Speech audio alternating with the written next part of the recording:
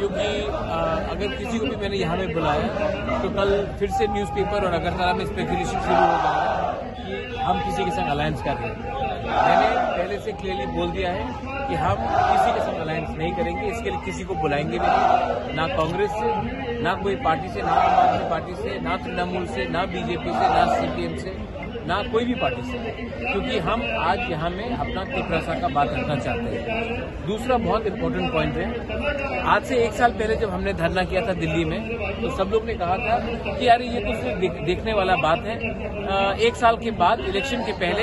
इनका अलायंस हो जाएगा और ये खत्म हो जाएगा ग्रेटर त्रिपुरा का डिमांड। लेकिन इलेक्शन सिर्फ 2 महीना दूर है और हम लोग फिर से दिल्ली में आए हैं और हमने जो हम लोग को डाउट कर रहे थे कि हम लोग इलेक्शन के पहले अंडरस्टैंडिंग करके कॉम्प्रोमाइज करते हैं, आज फिर से दिल्ली में हम लोग आए हैं और हम लोग ने सबको दिखा दिया है कि हमने अपने डिमांड से 1 इंच भी पीछे हम लोग नहीं गए। तो ये बहुत इम्पोर्टेंट मैसेज है और ये मैसेज सिर्फ सबको, सिर्फ पूरे इंडिया को है कि हम लोग किसी के साथ अलायंस नहीं करेंगे, किसी का हेल्प नहीं मांगेंगे।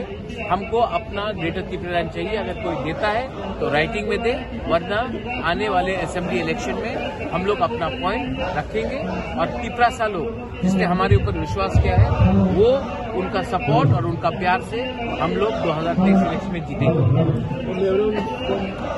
मेमोरेंडम ये लोग आएंगे, इनके होम मिनिस्ट्री ऑफिशियल हम उनको दे देंगे। हमने ना अपॉइंटमेंट मांगा है अमित शाह से और होम मिनिस्ट्री से, हमने अपॉइंटमेंट नहीं मांगा, वो उनके ऑफिशियल्स आएंगे और हमारा मेमोरेंडम ले जाएंगे। अगर उनको हमसे बात करना है तो हमें सीरियसली बुलाइए और राइटिंग में बताइए कि हमारे तिपरासा लोगों को आप क्या देना चाहते हैं। पॉलिटिकली पॉलिटिशियन से बैठकर बात करने से कुछ नहीं होगा, गवर्नमेंट ऑफ इंडिया को ऑफिशियली हमारे साथ बात करना पड़ेगा।